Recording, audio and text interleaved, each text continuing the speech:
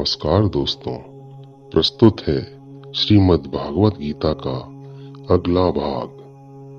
अफलांकाक्षिभिर्यज्ञो विधिदृष्टो य इज्यते यष्टव्यमेवेति मनः समाधाय स सात्विकः।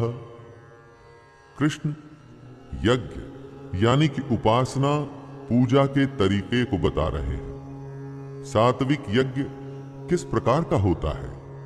जो शास्त्र विधि से नियत है उसी यज्ञ को करना ही कर्तव्य है, यानी कि अपने मन को नियंत्रित करके फल को न चाह के जो यज्ञ किया जाता है वो सात्विक है। दोस्तों, सिर्फ यज्ञ करना ही सब कुछ नहीं, उस यज्ञ को करते हुए, उस पूजा को करते हुए अपने को भी संयम में रखना है।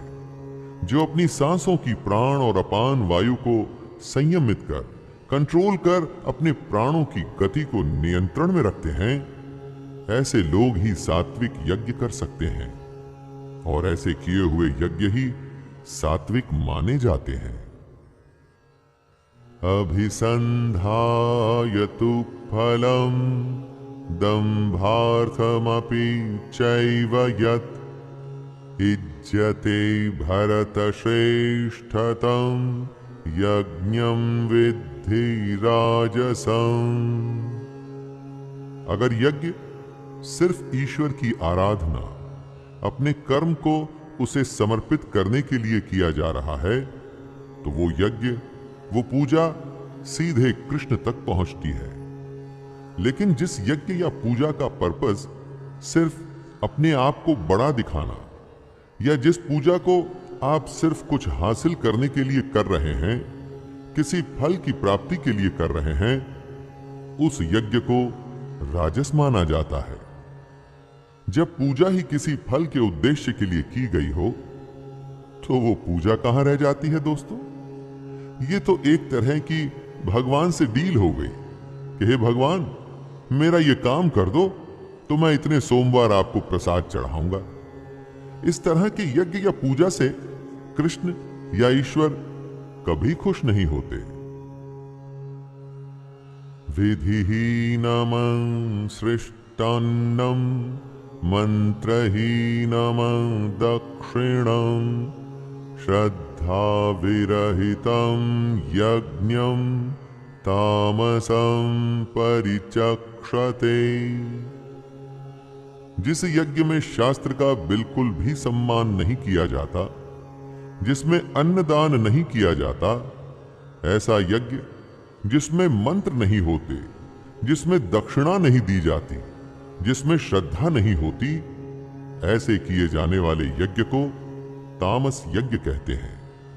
जहां शास्त्रों के अनुसार मंत्रोच्चारण नहीं हो रहा, जिसमें दान नहीं हो रहा, और जहां पर यज्ञ या ईश्वर के लिए मन में सम्मान और श्रद्धा ही नहीं, वो यज्ञ कैसे हो सकता है? वो तो एक तरह से आप छल कर रहे हैं। इसीलिए ऐसे यज्ञ को तामस कहा गया है। देवद्विज गुरु प्राज्ञा पूजनम शौचमार्जवम ब्रह्मचर्यम अहिंसा च शारीरम तप उच्यते। तप यानी कि तपस्या क्या होती है, कैसे की जाती है और कितने तरह की होती है, इसको समझाते हुए कृष्ण कह रहे हैं, देवता, ब्राह्मण और गुरु की पूजा करना ही तप होता है। गुरु का अर्थ आप मानिए कि माता, पिता, आचार्य और वृद्ध, जो आपसे किसी भी प्रकार से बड़े हों, ऐसे लोगों का सम्मान, उनकी कही बातों पर चलना और उनकी पूजा ही तप होता है। जीवन में पवित्रता, सरलता, ब्रह्मचर्य और अहिंसा, जब ये विशेषताएं होती हैं, तो इस तरह के तप को शरीर संबंधी तप कहा जाता है। ये तप जो शरीर से किया जाता है। अनुद्वेगकरं वाक्यं सत्यं प्रियहितं च यत् स्वाध्यायाभ्यसनं चैव वाङ्मयं तप उच्यते। जब आप उद्वेग नहीं करते, प्रिय, हितकारक एवं यथार्थ भाषण करते हैं, यानी कि ऐसी बातें करते हैं जो औरों को अच्छी लगे, उन बातों से सबका फायदा हो और यथार्थ हो, यानी वो बातें सच हो, इस तरह के तप को वाणी संबंधी तप कहा जाता है। दोस्तों, उद्वेग न करना यानी कि एक्साइट न होना। जब आप हर हालत में शांत रहते हैं, मन और इंद्रियों द्वारा जैसा अनुभव किया हो ठीक वैसा ही कहते हैं, यानी कि यथार्थ भाषण करते हैं, वेद शास्त्रों का पाठ और परमेश्वर के नाम का जप करते हैं, तो ये वाणी संबंधी तप होता है। वाणी मधुर, सच्ची, शांत और लाभ पहुंचाने वाली होनी चाहिए। ऐसी वाणी बोलिए जो सबको शीतल करे। मनः प्रसादः सौम्यत्वं मौनमात्म विनिग्रहः भावसंशुद्धिरित्येतत् तपो मानसमुच्यते।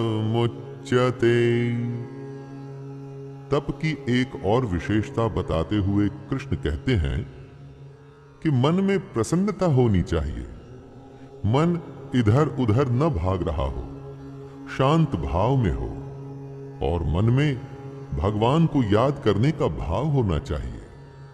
जब मन इस तरह की अवस्था में होता है, तब उसे मन संबंधी तप कहा जाता है।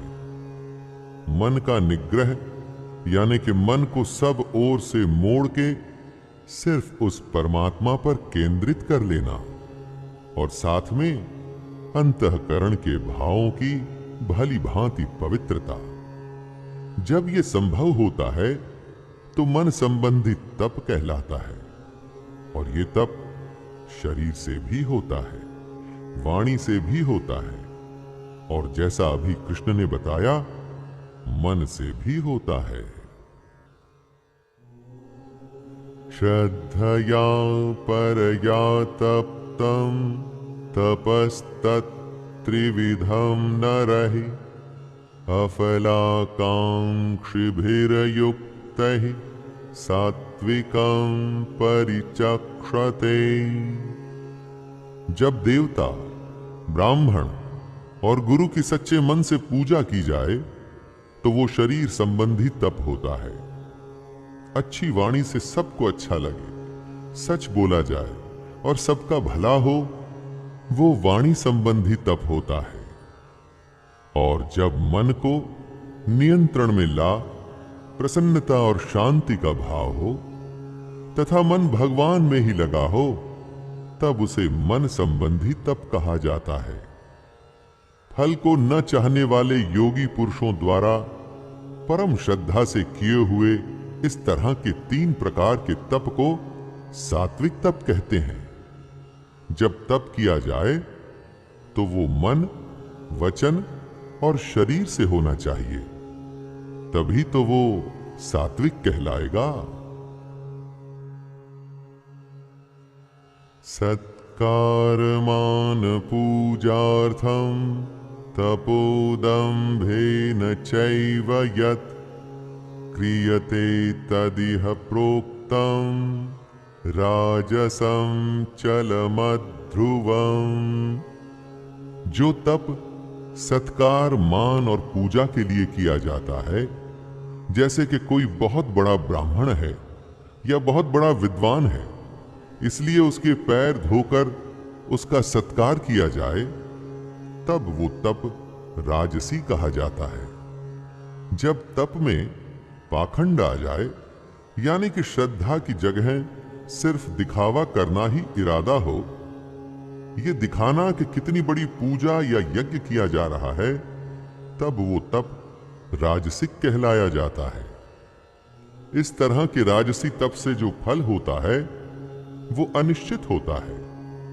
अनिश्चित फल वाला उसको कहते हैं जिसका फल क्षणिक हो, यानी कि इस राजसिक तप से जो फल आएगा वो थोड़े ही समय में खत्म हो जाएगा। मूढ़ग्राहेणात्मनो यत्पीडया क्रियते तपः परस्योत्सादनार्थं वा तत्तामसमुदाहृतम्। जो तप मूढ़ता पूर्वक हठ से किया जाता है वो तामसिक श्रेणी में आता है। समझदारी की जिद दृढ़ निश्चय होती है। उसी तरह से बेवकूफी में जो जिद होती है ना दोस्तों, वो ही मूढ़ता पूर्वक हठ होता है। तामसिक तप दूसरे को मन, वाणी और शरीर की पीड़ा देने के लिए किया जाता है। बुरा सोचना, बुरा कहना और दूसरे के शरीर को नुकसान पहुंचाना ही उसका पर्पज होता है। इस तप का उद्देश्य दूसरे का अनिष्ट होता है। जब दृष्टिकोण ही दूसरे को पीड़ा या दूसरे को नुकसान पहुंचाने का हो तो उससे क्या अच्छा निकलेगा। ऐसे तप को इसीलिए सबसे बुरा बताया गया है। दोस्तों, अभी के लिए इतना ही। आगे की कथा अगले भाग में। और दोस्तों, अगर आपको मेरा यह छोटा सा प्रयास पसंद आ रहा हो तो कृपया चैनल को सब्सक्राइब करें, वीडियो को लाइक करें और ज्यादा से ज्यादा शेयर करें। धन्यवाद। जय श्री कृष्णा।